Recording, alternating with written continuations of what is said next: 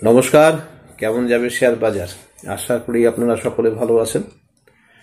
তো বাজারের একটা মানে সুনির্দিষ্টকালীন পতন, অনেকেরই একটু চিন্তাভাবনার জায়গা তৈরি হচ্ছে এবং অনেকেই আমাকে বিভিন্ন সময় প্রশ্ন করছেন, স্যার আর কতটা নিচে কতটা নিচে কতটা নিচে। প্রথম কথা হচ্ছে, দেখুন, একটা জিনিস তো অত্যন্ত পরিষ্কার যে বাজারের এই পতনটা অবশ্যম্ভাবী ছিল। আমি 26,000, 25,500, 25,000 এই সমস্ত লেভেল থেকে কিন্তু কন্টিনিউয়াসলি একটা জায়গা মেনটেন করে এসেছি যে যেভাবেই হোক বাজার কিন্তু পড়বেই। এবং বাজারের পড়ার পেছনে আমি পরপর বেশ কিছু এপিসোড করেছি, ধরে ধরে এপিসোডগুলো করেছিলাম যে বাজার কি কি কারণে পড়তে যাচ্ছে এবং তার সম্ভাবনা কতটা, সেই সমস্ত জায়গা থেকে কতটা কি করা যেতে পারে, কোন সময়ে হতে পারে। আমাদের বিভিন্ন রকম টেকনিক্যাল আইডিয়াসগুলো আপনাদের সাথে শেয়ার করেছিলাম যে ফিবোনাচি টাইম ফ্রেমে আমরা এরকম একটা পজিশন দেখতে পাচ্ছি, ফান্ডামেন্টাল কারণে আমরা এরকম একটা পজিশন দেখতে পাচ্ছি। তো এখন প্রত্যেকটা বিষয় মানে ইচ অ্যান্ড এভরি ফ্যাক্টর আপনাদের কাছে কিন্তু এক একটা বিষয় হয়ে দাঁড়াচ্ছে। যেমন ধরুন, ট্রাম্পের এখন যেটা বিদেশ নীতি বা ট্রাম্পের যে ট্যারিফের যে নীতি, সেটা অবশ্যই আপনাদের কাছে একটা বড় সমস্যা হয়ে গেছে এবং অনেকেই আমাকে বিভিন্ন সময় প্রশ্ন করছেন যে ট্রাম্পের এই ধরনের বিষয়গুলো সম্পর্কে আরো বেশি করে আমাদেরকে জানান। তো আমি এই ট্যারিফের ওপর এই ট্রাম্পের আশাটা আমাদের কাছে কতটা মানে আমাদের পক্ষে কতটা লাভজনক হয়েছে বা আমরা কতটা স্বস্তিতে থাকবো, এটা নিয়েই কিন্তু একটা এপিসোড আমি করেছিলাম, আপনাদের নিশ্চয়ই খেয়াল আছে। তারপরে ধরুন টাকার অবমূল্যায়ন, জিডিপির পতন, একটা হিউজ পরিমাণে জিডিপি পড়েছে। তারপরে এফআইআইদের কন্টিনিউয়াস সেলিং, এই সমস্ত বিষয়গুলো কিন্তু প্রত্যেকটা সময় এক একটা ফ্যাক্টর হচ্ছে এবং এই ফ্যাক্টরটা কিন্তু কোয়াইট এক্সপেক্টেড। মানে এটা নয় যে এই ফ্যাক্টরটা নতুন করে গজিয়ে এলো এবং বাজার হুড়মুড় করে তার সঙ্গে পড়তে শুরু করলো, সেটা কিন্তু নয়। তো এর মধ্যে যেটা হলো সেটা হচ্ছে ফেব্রুয়ারি মাসের 5-6 তারিখ 6-7 তারিখে 25 বিপিএস কাট হলো, রেড কাট হলো আমাদের দেশে। তো সেটা সম্পর্কেও বাজার আগে থেকে ভেবে নিয়েছিল, অনেকে ভেবেছিলেন বোধহয় 25 বিপিএস রেড কাটটা বাজারের পক্ষে পজিটিভ হবে। বাজার কিন্তু সেটাকে আবার ওভারকাম করে আবার কিন্তু সেটা নিচের দিকের গতিটাকে ফাইনালি রেখেছে। তা আমি এই জন্যই আনন্দিত যে বাজারের এই মানে নির্দিষ্ট দিকে যে প্রেডিক্ট করা যাচ্ছে, অর্থাৎ ধরুন আপসাইড বা ডাউনসাইড গুলো আমরা যে প্রেডিক্ট করতে পারছি, আমরা যে লেভেলগুলোকে বলতে পারছি, এর জন্য কিন্তু একটা টেকনিক্যাল একটা নলেজ বা টেকনিক্যাল একটা জায়গা এটা কিন্তু বাজারে পার্টিসিপেন্টসদের মধ্যে রয়ে গেছে। ফান্ডামেন্টালি তো এক একটা বিষয় অবশ্যই এক একটা কারণ। আমি বরাবর আপনাদেরকে বলেছিলাম, অনেক দিন আগে থেকে বলছি যে প্রাইভেট পার্টিসিপেশনটা কমে যাচ্ছে, রুরাল ইকোনমি খুব সমস্যা ফেস করতে চলেছে, এফএমসিজি কাউন্টারগুলো এক একটা খুব মারাত্মক রকম এক একটা চাপের মধ্যে পড়তে চলেছে, পেইন্ট সেক্টরটা একটা বড় চাপের মধ্যে পড়তে চলেছে। এই সমস্ত জিনিসপত্র কিন্তু পরপর বাজারে কিন্তু ফ্যাক্টরাইজ হয়েছে এবং এই ঘটনাটা আরো বেশি সময় ধরে চলার ক্ষেত্রেও কিন্তু আমরা বড় ধরনের একটা সম্ভাবনা দেখতে পাচ্ছি। যে মোটামুটি ভাবে আমি আপনাদের বলেছি, ইতিমধ্যে এটা বলা যে জুন মাসের পরবর্তী সময় থেকে বাজারের একটা রিকভারি মুড হয়তো হতে পারে, কিন্তু আপ টু জুন 2025 আমরা কিন্তু খুব একটা বড় রিকভারি দেখতে পাবো না। বিশেষ করে মনসুনটা আমাদের কাছে এবছর অত্যন্ত ভালো হওয়া খুব দরকার। তা না হলে পরে কিন্তু এই ধরনের ওভারঅল যে প্রেশারটা আছে সেই প্রেশারটা কিন্তু আমরা কিছুতেই ওভারকাম করতে পারবো না।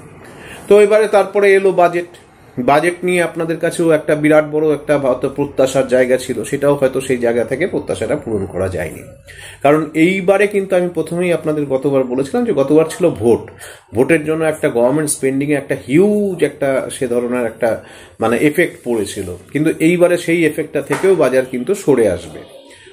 অটোমেটিক্যালি কি হয়েছে, পুরো বাজেটটা কিন্তু বাজারকে খুব একটা খুশি করতে পারেনি। তো এখন 25 বিপিএস এর জায়গায় যদি 50 বিপিএস হতো বা 75 বিপিএস হতো, তাহলে হয়তো বাজার একটা পজিটিভ কিছু ভাবতে পারতো। আদারওয়াইজ যা অবস্থা আছে তাতে খুব একটা কিছু পজিটিভ দেখতে পারিনি। আমি এফআইআই দের সেলিং দেখছিলাম, ফেব্রুয়ারি মাসে এখনো পর্যন্ত 29,000 কোটি টাকা, জানুয়ারি মাসে করেছে 87,375 কোটি টাকা, ডিসেম্বর মাসে একটু ওভারঅল কম 16,982 কোটি টাকা এবং নভেম্বর মাসে 45,974 কোটি টাকা।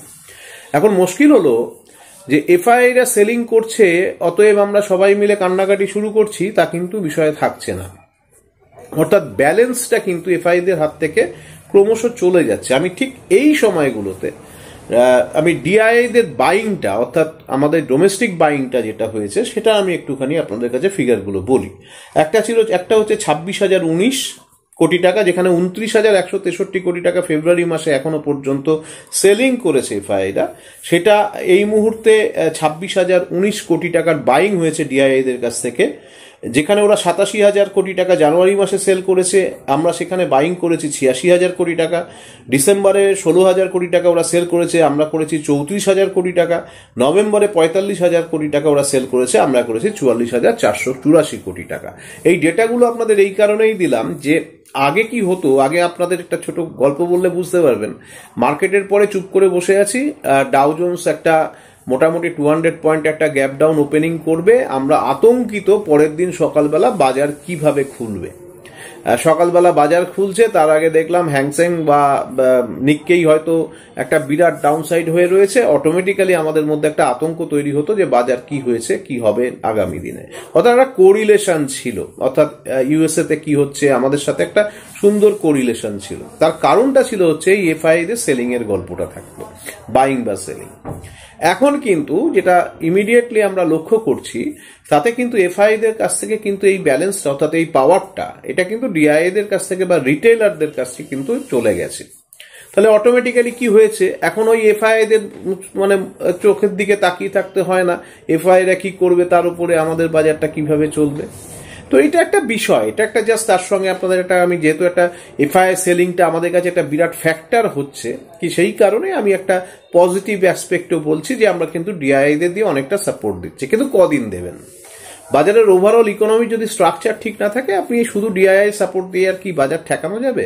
বুঝতেই তো পারছেন 26,500 থেকে এখন 24,700 এসে, এতে 22,700 এসে গেছে।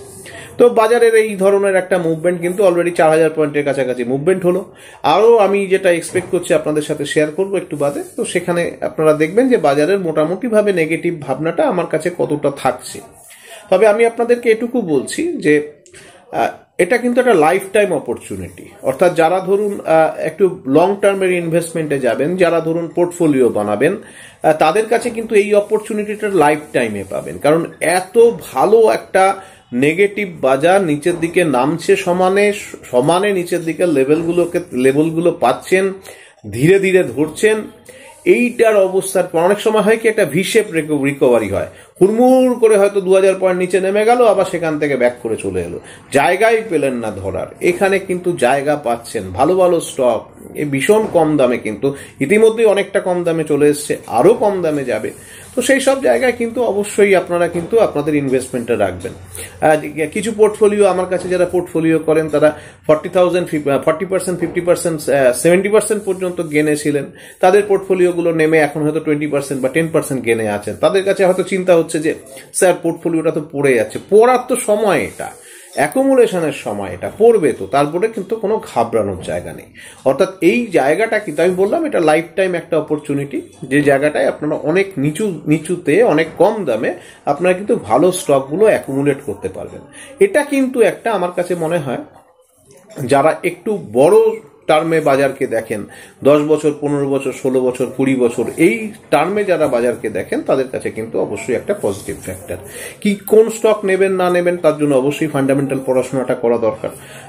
কিভাবে নেবেন আপনি, অ্যাকুমুলেশন কিভাবে করবেন, পিরামিড স্ট্রাকচারে করবেন কি, সেটা এসআইপি করবেন, সেই ব্যাপারে অবশ্যই পড়াশোনা করবার দরকার। এবং তারপরে হচ্ছে যারা ট্রেডিং করছেন তাদের কাছেও কিন্তু এটা একটা দুর্ধর্ষ অপরচুনিটি। একেবারে পরিষ্কার করে বাজার কিন্তু তার নিজস্ব গতিটা বারবার বোঝাচ্ছে, ডাউন ট্রেন্ডটাকে বোঝাচ্ছে। কোনো জায়গা থেকে যদি একটা আপ মুভমেন্টের সম্ভাবনা তৈরি হয়, সেক্ষেত্রে ইন্ডিকেটরগুলো একটু পজিটিভ হয়ে যাচ্ছে। বা আমি গত দিনের উদাহরণ দিয়ে ডেরিভেটিভ ক্লাবে আলোচনা করছিলাম যে এই পার্টিকুলার জায়গাটা থেকে, অর্থাৎ 22,000, আমি আবার 22-23 এই সম্বন্ধে এখন গোলমিল করে ফেলি, যাই হোক 22,700 বা 800 থেকে এখান থেকে বাজারটা একটা ব্যাক করবে। কত অবধি ব্যাক করবে দেখবেন, 23,000 ওই 134 বা 35 একটা লেভেল ছিল, এটার উপরে যদি চলে 23,300 অবধি কিন্তু বাজার যাবে। সেখান থেকে আবার কিন্তু সেলিং চলে আসবে। এক অবধারিতভাবে ঠিক যা ভাবা হয়েছিল ঠিক তাই ঘটনা ঘটছে। এটার মানে হচ্ছে বাজার কিন্তু টেকনিক্যালি চলছে এবং ডেরিভেটিভ ডেটাগুলো আপনাকে সেইভাবে সাপোর্ট দিচ্ছে। যাই হোক, ওভারঅল বাজারের এই মুহূর্তে যদি গতি প্রকৃতি বলতে চান, আমি অবশ্যই সেটা বলবো, বাজার কিন্তু নেগেটিভ বায়াসে আছে এবং কমপ্লিটলি কিন্তু আরো নিচের দিকে যাওয়ার সম্ভাবনা আছে। লেভেলস গুলো আমি অবশ্যই যখন নিফটি নিয়ে আলোচনা করব তখন সেখানে বলবো। তো এই হলো মূল বিষয়। এবার একটুখানি ক্লাস নিয়ে আলোচনা করে নিই, তারপরে আমরা ঢুকে যাব নিফটি, ব্যাংক নিফটি এবং আমার পোর্টফোলিওর বিষয়ে। তো ক্লাসের আলোচনা হচ্ছে 2রা মার্চ আমরা আমাদের টেকনিক্যাল অ্যানালিসিস, শুধু টেকনিক্যাল অ্যানালিসিসের যে ব্যাচটা শুরু করছি সেটা করছি। অনেক নতুন নতুন ইন্ডিকেটর সেখানে আমি নিয়ে আসছি, নতুন কিভাবে আরো সুন্দরভাবে বাজার জাজমেন্ট করা যায় তার উপরে একটা অবশ্যই একটা জায়গা থাকছে। আমি এবার থেকে ব্যাচগুলো খুব একটা বড় করছি না, আপনাদের বলেইছিলাম। আমার ব্যাচে এখনো পর্যন্ত কিন্তু রেজিস্ট্রেশন চলছে, মানে আমি এটাকে ওই রেজিস্ট্রেশন পার্টিকুলার ডেটকে বন্ধ করে দেওয়া সেরকম কিন্তু রাখছি না। আমি ইভেন আমার যে পরের যে ব্যাচের অ্যানাউন্সমেন্টটা সেটাও আজকে করে দিচ্ছি। তো সেই ব্যাচের অ্যানাউন্সমেন্টটাকে আমরা মানে সেখানেও কিন্তু মানে ব্যাচটা বড় হবে না, ব্যাচটা ছোট হবে, মানে পার্টে পার্টে ব্যাচটাকে ভেঙে দেওয়া হয়েছে। যেমন এখানে শুধু টেকনিক্যাল পার্টটা রেখেছি, পরে একটা ফান্ডামেন্টালের জন্য আলাদা করে ক্লাস করব, ডেরিভেটিভের তো ক্লাস তো আলাদা হয়ই, আপনারা জানেন, ঠিক সেইভাবেই চলবে। এই জিনিসটা আপনাদের 2রা মার্চ আমার শুরু হচ্ছে একটা টেকনিক্যাল ব্যাচ। তো যারা এখনো ইন্টারেস্টেড আছেন তারা ঢুকতে পারেন, অসুবিধা কিছু নেই। আমার 20 এপ্রিল আমার নেক্সট ডেরিভেটিভ ব্যাচটা শুরু হচ্ছে। অনেকেই আমাকে প্রশ্ন করেছিলেন, স্যার ডেরিভেটিভ ব্যাচের অ্যানাউন্সমেন্ট একটু করে দিন, তাহলে আমরা এটা রেজিস্ট্রেশনটা করতে পারি। রেজিস্ট্রেশন স্টার্ট হয়ে গেছে। খুব বড় ব্যাচ হবে না, আমি কিন্তু ব্যাচ এবার ছোট করব। এটা 10টা সপ্তাহের যেরকম ব্যাচ থাকে ঠিক আছে সেটা সেরকম ভাবে হবে। 20 এপ্রিল স্টার্ট হচ্ছে, 10টা কনজিকিউটিভ রোববার। সিরিয়াস ক্যান্ডিডেটসরা, আমি বারবার বলছি, ডেরিভেটিভসটা কিন্তু অবশ্যই সিরিয়াস ক্যান্ডিডেটসের জন্য, যারা শেয়ার বাজারকে অবশ্যই প্রফেশনালি নেবেন। তো তাদেরকেই কিন্তু ডেরিভেটিভে আসার জন্য বলবো, এবং ডেরিভেটিভে আসবেন, ডেরিভেটিভ নিয়ে পড়াশোনা করবেন, ডেরিভেটিভ থেকে রোজগার করবেন, এবং ডেরিভেটিভ নিয়ে বাজার পড়ুক উঠুক জায়গায় দ্বারা স্ট্র্যাটেজিকে মেনটেন করে পয়সা কিন্তু রোজগার হয়। একটা এমনই জায়গা, একটা ইনভেস্টমেন্ট, আমি বারবার আপনাদের বলেছি, ইনভেস্টমেন্ট করলে যার জন্য বাজারগত একটা ঝুঁকি থাকে, অর্থাৎ সেটা যদি নিচের দিকে নেবে, যে বাজার পড়ছে, অনেকের পোর্টফোলিও প্রায় অর্ধেক হয়ে গেছে। তো এই অবস্থানটা কিন্তু ডেরিভেটিভে যারা ট্রেড করেন তাদের জন্য কিন্তু এইভাবে ব্যাপারটা চলে না, অর্থাৎ তারা কিন্তু বাজার উঠুক চাই নাবুক কি এক জায়গায় দাঁড়িয়ে থাকুক সেটা কিন্তু খুব একটা ফ্যাক্টর করেন না, তার ভালোই কারণ জানেন আপনারা। তো ডেরিভেটিভের ব্যবসা 20 এপ্রিল শুরু হচ্ছে, ইমিডিয়েটলি কিন্তু আপনারা রেজিস্ট্রেশন করে নিন। খুব বড় ব্যাচ করব না, ছোট ব্যাচই করব, আর রেজিস্ট্রেশন স্টার্ট হয়ে গেছে।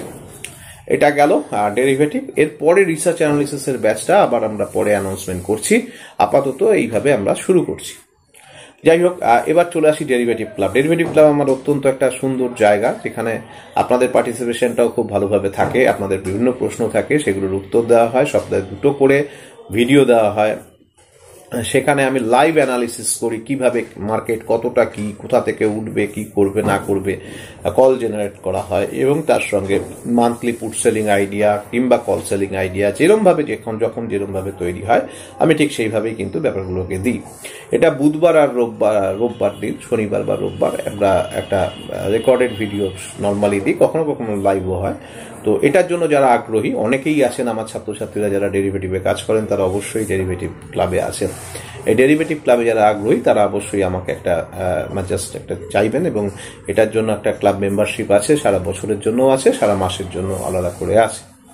যারা সুইং ট্রেডিং করছেন তাদের জন্য তো জানেনই, এই আমার চ্যানেলটা সাবস্ক্রাইব করেছেন তার একটা স্ক্রিনশট তুলে পাঠাতে হয়, তারপরেই কিন্তু এই সুইং ট্রেডিং এর জিনিসগুলো বলা হয়। এটা মোটামুটি সপ্তাহে 2টো করে ভিডিও দেওয়া হয়, এবং তার সঙ্গে 4টে করে সাধারণভাবে রিকমেন্ডেশনগুলো থাকে।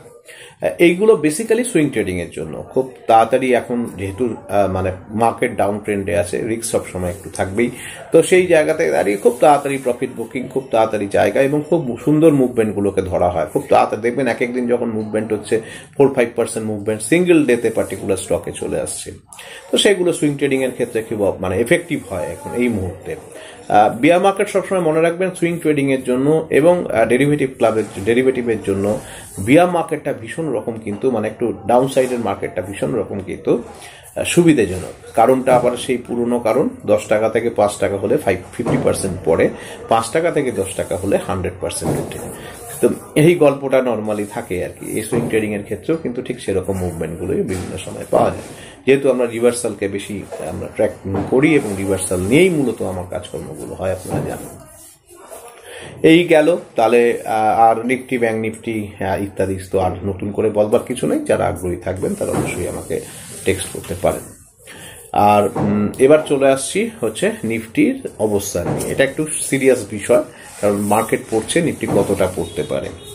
নিফটির এই মুহূর্তে যেখানে আছে সেটা একটু খেয়াল রাখবেন। উপর দিকে 23,008কে ক্রস করলে নিফটি কিন্তু আপ মুভমেন্টটাকে একটু সাস্টেইন করবার চেষ্টা করতে পারে। 23,008, 23,008, তারপরে 23,290, 23,572 এবং 23,805, এগুলো হচ্ছে আপাতত রেজিস্ট্যান্সের জায়গা।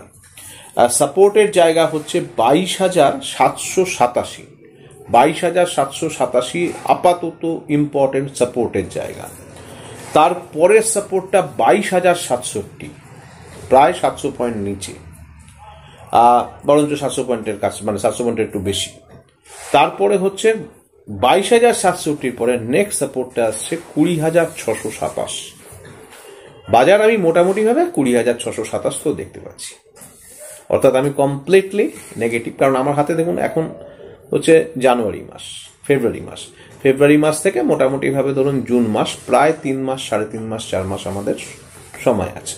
মার্চ, এপ্রিল, মে, জুন, এই 4 মাসে কিন্তু বাজারের একটা, আমি আপনাদেরকে ফিবোনাচি টাইম ফ্রেম নিয়েও গল্প করেছি। যারা টেকনিক্যাল পড়াশোনা করেন তারা অবশ্যই ফিবোনাচিটা জানেন। তো আমার মোটামুটি ভাবে ওই একটা নিচের দিকে নামার সম্ভাবনাটা জুন থেকে ডিসেম্বরের মধ্যে একটা জায়গায়, সেখানে কিন্তু এই বটম আউট হয়ে যাওয়ার সম্ভাবনা রয়েছে। এবারে সেখান থেকে যখন ব্যাক করে তখন দেখব কোথায়, কিভাবে, কোন লেভেলগুলোতে ব্যাক করে, কতটা পড়লো, কতটা। এখন আসলে একটা ফলিং নাইফ আমাদের পরিভাষায় আছেই যে never catch a falling knife. খামোকা ওই হাত ধরাধরি করে খাত কেটে মরার দরকার নেই, যারা ইন্ডেক্স নিয়ে ভাবছেন আর কি। তো ছোট ছোট আপ মুভমেন্ট গুলো হবে, আবার ডাউন মুভমেন্ট হবে। যারা ট্রেডিং করছেন তাদের জন্য যথেষ্ট তার মধ্যে মানে ওয়ার্নিং থাকছে, তার মধ্যে আগে থেকে বুঝে যেতে পারছেন যে কোন জায়গাটায় কখন কিভাবে এন্ট্রি নেবেন, কোথায় এক্সিট করবেন, এইসব নিয়ে আপনাদের এগুলো নিয়ে খুব একটা সমস্যা কিন্তু যারা ডেরিভেটিভে কাজ করেন তাদের ক্ষেত্রে হচ্ছে না। কিন্তু যারা শুধুমাত্র বাইং করে ধরুন নিফটিকে বা অপশন বাইং করছেন তাদের ক্ষেত্রে কিন্তু কখনো কখনো হিউজ ভোলাটিলিটি বাড়ছে, কখনো কখনো ভোলাটিলিটি ডাউন সাইডে হচ্ছে। আমি বারবার বলেছি অপশন বাইং করবেন না, অপশন বাইং করে কিন্তু লস হয়। তার থেকে বরঞ্চ আমরা স্ট্র্যাটেজি মেনটেন করে কাজ করব, সেখানে কিন্তু সব সময় আমার কিন্তু সেফ গার্ডে থাকতে পারবো।